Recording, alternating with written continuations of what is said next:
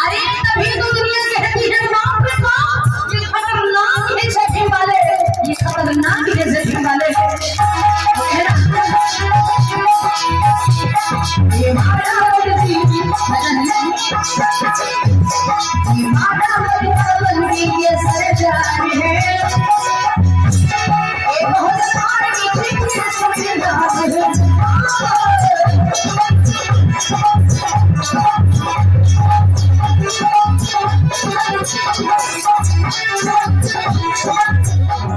सागर तथागत गौतम बुद्ध जी को नमन करते हुए एवं करोड़ों करोड़ों दलितों, बहुजनों एवं इस देश की आधी आबादी महिलाओं के पैरों में पड़ी जो गुलामी की जंजीरें थी उनको काटने वाले हमारे रहबर परम पूज्य विश्वरत्न डॉक्टर बाबा साहब भीमराव अम्बेडकर जी को नमन करते हुए एवं उनके बाद उनके कारवां को आगे बढ़ाने वाले बहुजन मसीहा मानवर साहब श्री कांसीराम जी के चरणों में नमन करते हुए माता वीरांगना उदा देवी पासी जी के चरणों में नमन करते हुए और यहाँ पर आई बहन रजनी बौद्ध जी का भी बहुत बहुत धन्यवाद।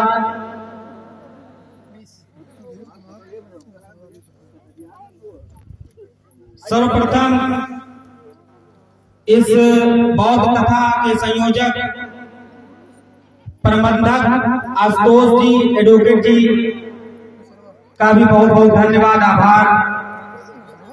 दीपराज रावत जो अध्यक्ष हैं इस कमेटी के, उनका भी बहुत बहुत धन्यवाद जिन्होंने मुझे सूचना दी और आज यहाँ पर आने का सौभाग्य प्राप्त हुआ। राजेंद्र गौतम जी उपाध्यक्ष, फूलचंद्र रावत जी कोषाध्यक्ष, प्रेम रावत जी उपाध्यक्ष, प्रमोद गौतम जी एडवोकेट महासचिव, रामराज गौतम जी सचिव, मनोज रावत जी, विनोद रावत जी, लल्लन रावत जी, डॉक्टर सर्वजीत जी, डॉक्टर जयचंद पिपराहा। डॉक्टर बाबा साहब अम्बेडकर जी कौन है, सावित्रीबाई फुले जी कौन है, ज्योतिराव फुले कौन है।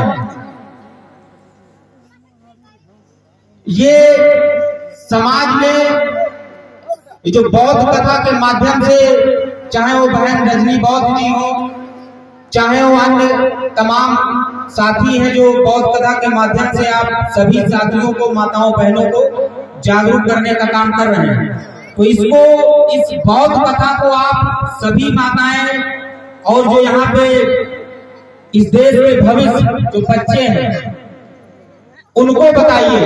ये बौद्ध कथा का जो माध्यम है सिर्फ मनोरंजन का नहीं है, मनोरंजन के साथ साथ ये उन तमाम महापुरुषों की कहानी बताता है जो इस देश में हम लोगों को बराबरी का अधिकार देने के लिए लड़ते लड़ते मर गए। चाहे वो डॉक्टर बाबा साहब भीमराव अम्बेडकर जी हो, चाहे वो मान्यवर साहब श्री कांसीराम जी हो। मान्यवर साहब श्री कांसीराम जी का नाम मैं इसलिए बार बार ले रहा हूं कि डॉक्टर बाबा साहब भीमराव अम्बेडकर जी ने जो कारवां को बढ़ाया था, डॉक्टर बाबा साहब भीमराव अम्बेडकर जी ने 1956 में उन्होंने ये कहा था। देखिए, मैं ऐसी भाषा में आपको सभी माताओं बहनों को, युवाओं को समझाऊंगा कि आपको समझ में आएगा। 1956 में डॉक्टर बाबा साहब भीमराव अम्बेडकर जी ने ये कहा था कि मेरे बहुजन समाज के भाइयों, मैं इस कारवां को बहुत मुश्किल से, बड़ी कठिनाइयों का सामना करके, तमाम प्रार्थनाएं झेल के, तमाम गाली गलौज खा के इस कारवां को यहाँ तक लाया हूं। मेरे बहुजन समाज के साथियों, अगर आप इस कारवां को आगे न ले जा पाना, तो इस कारवां को यही छोड़ देना, लेकिन इस कारवां को पीछे मत जाने देना। आज आप लोग देखिए, उसके बाद मान्यवर साहब श्री कांसीराम जी ने उनकी बातों को फॉलो किया। वो मिशन में लग गए, अपनी नौकरी छोड़ दी उन्होंने, ऐसो आराम की जिंदगी छोड़ दी उन्होंने। उनके पास साधन संसाधन नहीं हुआ करते थे, उस समय साइकिल हुआ करती थी। यहाँ पे सीनियर सिटीजन भी बैठे हैं, शायद उनसे वो बेहतर जानेंगे इस बात को। उनके पास साइकिल हुआ करती थी, वो साइकिल से घूम घूम कर बाबा साहब अम्बेडकर जी का कि विचारों का प्रचार प्रसार करते थे। लेकिन आज के इस दौर में जब हमारे पास साधन संसाधन से परिपूर्ण है, हम लोग, एक आदमी 4-4, 5-5 गाड़ियों से चलता है, लेकिन आज उस कारवां को आगे जहां पे मान्यवर साहब श्री कांसीराम जी ने छोड़ा था, उस कारवां आगे नहीं जा पा रहा है, किसी भी स्थिति में आगे नहीं जा पा रहा है। ये कहने में कोई संकोच नहीं, देखिए मैं कोई नेता नहीं हूं कि यहाँ पे मैं राजनीतिक बात करूंगा, मैं सामाजिक बात करूंगा। और सामाजिक बात करने वाले की भाषा बुरी लग सकती है आप लोगों को, लेकिन वो आपके भले के लिए होगी। तो कहने का तात्पर्य है कि तमाशा देख रहे हैं। आज जो बाहुल्य क्षेत्र है, बहुजन समाज बाहुल्य क्षेत्र है बाराबंकी, और आज हमारे भाई दीपराज रावत जी ने ये प्रोग्राम करवाया, और यहाँ पे जितने लोग होने चाहिए उतने नहीं, उनका हौसला बढ़ाने लोगों को आना चाहिए। अगर आप उनका हौसला नहीं बढ़ाओगे तो इस समाज की लड़ाई लड़ने के लिए शायद आपकी लड़ाई लड़ने के लिए कोई तैयार नहीं होगा। ये चीज आप जान लीजिए, लड़ने वाले का हौसला बढ़ाइए। आपके घर में चाहे वो आपका बेटा हो, चाहे आपका भाई हो, अगर समाज के लिए लड़ने निकलता है तो उसको जाने दीजिए, उसके कंधे पे हाथ रखिए, उसका पैर मत खींचिए। और हमारे समाज में ये आदत है, पैर खींचने की कला बखूबी बहुत अच्छे से जानता है बहुजन समाज, पैर खींचने की कला को बहुत अच्छे से जानता है। कंधे पे हाथ रख के आगे नहीं करेगा। अगर उसका लड़का निकलेगा, हमारी माता जी भी सामने बैठी है, इनका मैं धन्यवाद दूंगा, इन्होंने समाज के लिए हमको समर्पित किया। और यहाँ पे माताएं बहनें बैठी हैं, उनको डर रहता है कि हमारा समाज, अगर हमारा लड़का अगर समाज के लिए लड़ने जाएगा तो उसको जेल हो जाएगी, उसकी हत्या भी हो सकती है। तो ये डर छोड़ के आप अपने घर के बच्चों को समाज के लिए समर्पित करिए, समाज की लड़ाई लड़ने के लिए भेजिए। जैसे डॉक्टर बाबा साहब भीमराव अम्बेडकर ने अपने 4 बच्चों की, सुने कौन लोग, कितनी महिलाएं जानती हैं डॉक्टर बाबा साहब ने बच्चे कुर्बान किया? कौन कौन जानता है? 2-3 लोग जानते हैं। और बहन ने कई बार, 16 तारीख से प्रोग्राम चल रहा, आपने कई बार बताया होगा, पता किसी को नहीं, हाथ सब उठाते अगर पता होता। हाँ, बस वही चीज। तो आप लोग जो यहाँ पे बैठे उसको ध्यान से सुनिए। बाबा साहब अम्बेडकर ने अपने 4 बच्चों की कुर्बानी दे दी आपके लिए, जान रहे हैं? मान्यवर साहब श्री कांसीराम जी ने अपना परिवार त्याग कर दिया, छोड़ दिया आपके लिए। वो भी चाहते तो ऐसो आराम की जिंदगी जी सकते थे। डॉक्टर बाबा साहब अम्बेडकर भी चाहते तो ऐसो आराम की जिंदगी जी सकते और दुनिया के सबसे बड़े व्यक्ति होते हो। उनके परिवार के जो लोग हैं, जो खानदानी है, वो राज कर रहे होते आज, लेकिन उन्होंने समाज को महत्व दिया, पर्सनल अपने जो व्यक्तिगत जीवन को महत्व नहीं दिया। एकता देखिए, एकता की तारीफ करेंगे सिखों में एकता है। आपने कभी पेपर में देखा है सिखों की महिलाओं के साथ या सिखों के बच्चों के साथ कोई रेप या अत्याचार अन्याय की घटनाएं आपने सुनी? कभी नहीं सुनी होगी। एकता है। और यहाँ क्या होता है कि दीपराज के घर में ही तो हुआ है, हमारे घर में तो नहीं हुआ। तो उसकी बारी अगर आज है तो कल आपकी बारी आएगी। अगर उसके घर में, दीपराज के घर में अगर भाई की हत्या हुई है तो कल आपके भाई की भी हो सकती है। तो एक दूसरे का हाथ पकड़कर चलना सीखिए और जो बहुजन समाज की लड़ाई को लड़ रहा है उसका साथ देना सीखिए।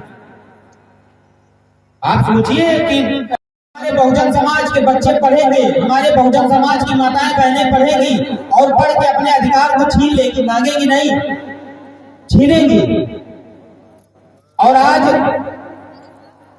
यहाँ पर बैठी माताओं से मैं पूछूंगा कि हाथ उठाएं, इसमें से कितनी माताएं जानती है ये कि संविधान क्या है? हाथ उठाएंगे जरा, संविधान कौन कौन जानता है? हाथ उठाइए, जो जानता है वही हाथ उठाएगा। सिर्फ एक दो बच्चियां हैं जानती हैं संविधान क्या है। तो आज के इस दौर में अगर संविधान लिखने वाले का नाम आपको नहीं पता और जिस समाज ने संविधान लिखा है उसी समाज की महिलाओं को अगर डॉक्टर बाबा साहब भीमराव संविधान किसने लिखा बताइए, कौन कौन जानता है? अब बताइए। तो यहाँ पे खाली भजन कीर्तन मत सुनिए। अभी यहाँ अगर कहीं गांव में मेला होता, नौटंकी होती, तो पूरा नातेदार रिश्तेदार सबको फोन कर करके क्या हमारे यहाँ नौटंकी है, सब लोग देखने आओ। आप बताइए यहाँ पे कितनी महिलाओं ने अपने परिवार और नातेदार रिश्तेदार को फोन किया, क्या हो यहाँ पे बहुत कथा हो रही, सुनो आके। बहुत कम महिलाओं। तो ये बहुत गंदी आदत है समाज की, इसको बदलना पड़ेगा। मैं तमाम घटनाओं में जाता हूं, ये देखिए सामने देशराज जी बैठे हुए हैं। अभी लखीमपुर की घटना हुई, दो बहनों के साथ अत्याचार हुआ और उसको फांसी पर लटका के मार दिया गया, कोई सुनने वाला नहीं। और एक बहुजन आदमी का कार्यकर्ता वहां पर पहुंचा और उसने जो है एसपी से पूछा, कहने लगा राइट टू इंफॉर्मेशन है हमारा, आप हमको बताइए कि इसमें क्या कार्रवाई और हमको पीएम रिपोर्ट दीजिए। तो एसपी बोल रहा है कि नेतागिरी कर रहे हो। उसने हमको फोन मिलाया तो मैंने एसपी से बात किया, हमने कहा चिंता मत करो, नेतागिरी वो हमारा कार्यकर्ता और हम भी पहुंच रहे हैं वहां पे। देशराज जी थे और हमारे मोतीलाल जी और तमाम अन्य साथी, यहाँ पे रघुवेंद्र जी मौजूद नहीं है, तमाम साथियों के साथ मैं वहां गया लखीमपुर और वहां पर तमाम शासन प्रशासन के लोग बैठे थे और हम कॉन्स्टिट्यूशनली की बात कर रहे थे, संवैधानिक तौर पर बात कर रहे थे। किसी की औकात नहीं थी कि वहां पर पूछ ले। तो ये होता है शिक्षा। शिक्षा सवालों को जन्म देती है, आप याद रख लीजिएगा। शिक्षा जब आप शिक्षित होंगे तभी आप सवाल कर पाएंगे, नहीं तो कोई कह देगा कि ये रजनी बौद्ध जी नहीं कोई और है, तो आप मान लोगे कि यहाँ वही होंगे। जब यहाँ पे पढ़ लोगे ना कि वो है, नाम लिखा है, तब आप बहस करोगे कि नहीं वो तो नहीं है वही। अभी ऐसे आपको कोई बता दे कि कौन गायक आया कौन गया, क्या आपको पता है? तार्किक बनो, तर्क करो। अच्छा, और एक चीज मेरे समाज में ये है कि जैसे मैं एक जाति का नाम लूंगा, ब्राह्मणों के बच्चे हैं, छोटे छोटे बच्चे होते हैं, वो अगर 60 साल का व्यक्ति भी अगर 60 साल के व्यक्ति से अगर वो बहस कर रहा होगा, ब्राह्मण का बच्चा, तो उसके घर की महिला उसको रोकेगी नहीं। उसको इसलिए नहीं रोकेगी, उसको खुशी होगी कि हाँ बेटा तुम बढ़ रहे हो, आगे बढ़ रहे हो, बहुत अच्छा, करो बहस। और हम लोगों में ये होता है कि छोटा सा बच्चा अगर इनसे बहस करने लगे तो टोक देंगे कि जानते नहीं तुमसे बड़े हैं। यही तो होता है, जानते नहीं तुमसे बड़े हैं, इनसे बहस करनी चाहिए। ये नहीं देखेंगे कि बहस किस बात की हो रही है। बच्चों को देखिए, डॉक्टर बाबा साहब भीमराव अम्बेडकर ने 3 मूल मंत्र दिए थे। शिक्षित बनो, संगठित रहो और शिक्षित बनो, संगठित रहो, संघर्ष करो। यही 3 मूल मंत्र खाली अगर बहुजन समाज अपना ले तो उसके जीवन से सारी कठिनाइयां, सारे दुख, सारे दर्द, सारी जो ये घटनाएं होती हैं,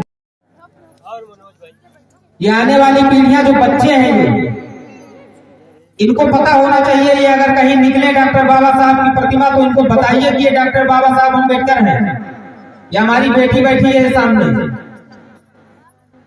ये किसी भगवान को नहीं जानती है, किसी भगवान को नहीं जानती। और हमारे यहाँ भी लखीमपुर की घटना हुई थी, मैं अपनी कहानी साझा कर लूं। हमारे यहाँ SHO और CO आए थे हमारे घर पे, हमें नजरबंद कर लिए थे। नहीं, निघासन में भी और लखीमपुर, हाँ वही लखीमपुर वाली। पूरी पुलिस की फौज आई थी घर पे, हमको नजरबंद करके रखी थी। ये छोटी सी 4 साल की बच्ची उससे उनसे बहस कर रही थी, ये सामने बैठी। तथागत गौतम बुद्ध जी को मानती है, किसी भगवान का नाम नहीं पता इसको। और अगर इसे पूछो कि बेटा क्या बनोगी, तो कहेगी हम डीएम बनेंगे।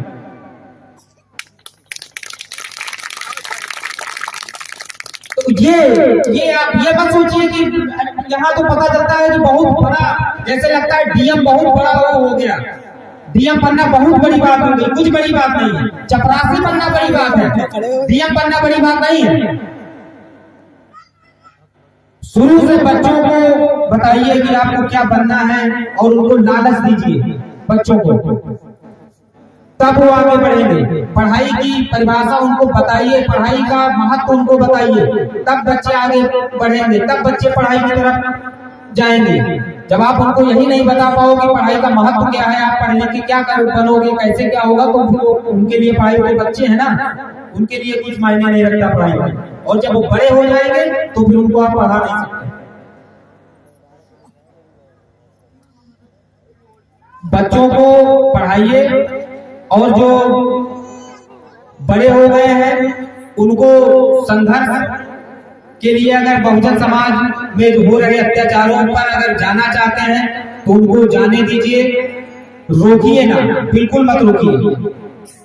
यहाँ पे तमाम युवा साथी भी बैठे हैं और यहाँ पे हमारे पिता तुल्य चाचा और भाई, बड़े भाई भी सब लोग बैठे हैं। सबसे मैं ये हाथ जोड़कर विनती करने आया हूँ कि आप लोग जो है सिर्फ ऐसे ही मत इकट्ठा होइए। जैसे आज बौद्ध कथा है, बहन जी आई है यहाँ पे कथा करने, आप लोग 4 दिन के लिए इकट्ठा हो गए, उसके बाद फिर नहीं पता है कौन कहाँ जा रहा है कौन नहीं जा रहा है।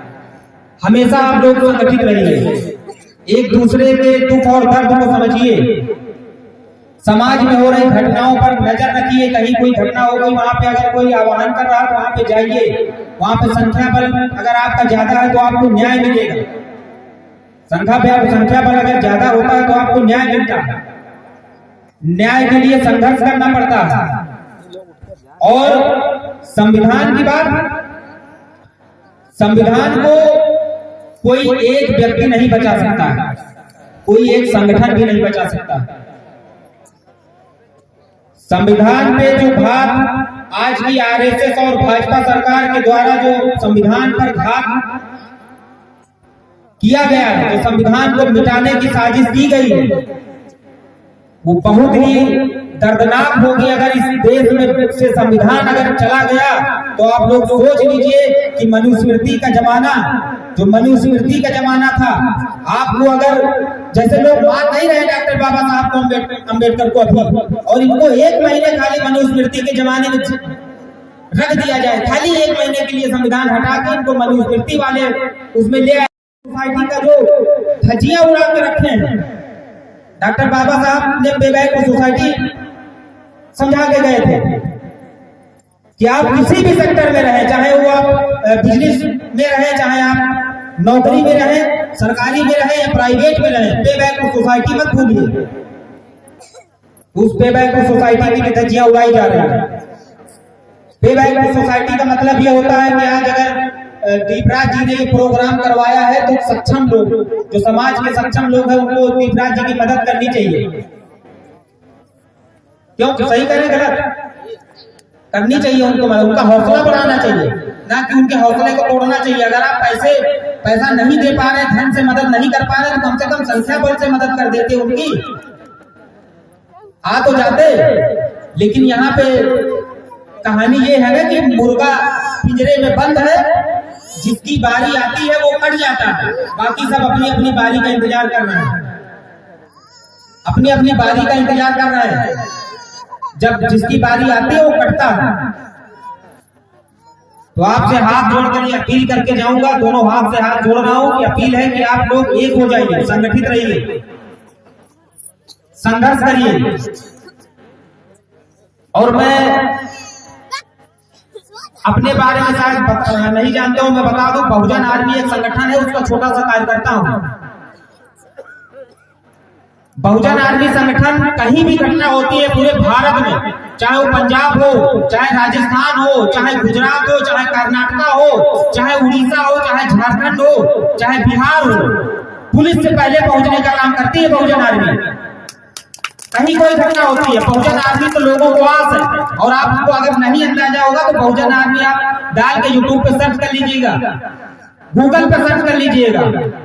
जितनी भी घटनाएं होती हैं, हमारे कार्यकर्ता पदाधिकारी और मैं खुद स्वयं जाता हूं और वहां पर सिर्फ आश्वासन दे के नहीं आता हूं। हमारे लोग लगातार उस घटना पे नजर रखते हैं कि इस घटना में कार्रवाई कहां तक पहुंची। अभी तक मेरी लखीमपुर में पीड़ित बहनों से बात होती, अभी आज की डेट तक। तो हम लोग अगर चाहें, ये युवा चाहें, तो ये अपने बहुजन समाज में अन्याय अत्याचार हो ही नहीं। हम कहते हैं हम तो एक रहो, संगठित रहो, फिर किसी के औकात नहीं है कि आपकी बहन और बेटियों की तरफ तिरछी निगाह करके कोई देखेगा, किसी के औकात नहीं है। हम लोग संख्या बल में भी 85%। किस बात का डर है भाई? बहुत बहुत धन्यवाद आप सभी साथियों का, और यहाँ पे बोलने का मौका दिया।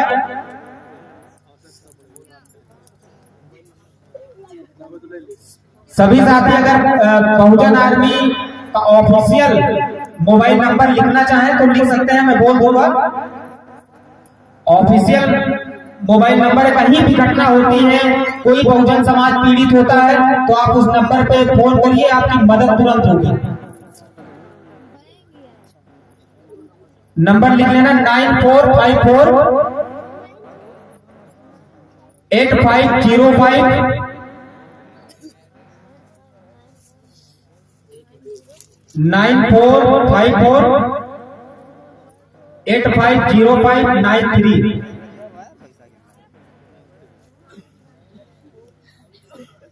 ये बहुजन आर्मी का ऑफिशियल नंबर है। यहाँ इस नंबर पर सिर्फ बहुजन समाज के ऊपर जो अत्याचार हो रहा है उसकी शिकायतें सिर्फ दर्ज होती है, और वहाँ पे हमारी टीम पहुंचने का काम करती है और 100 नंबर से पहले पहुंचती है।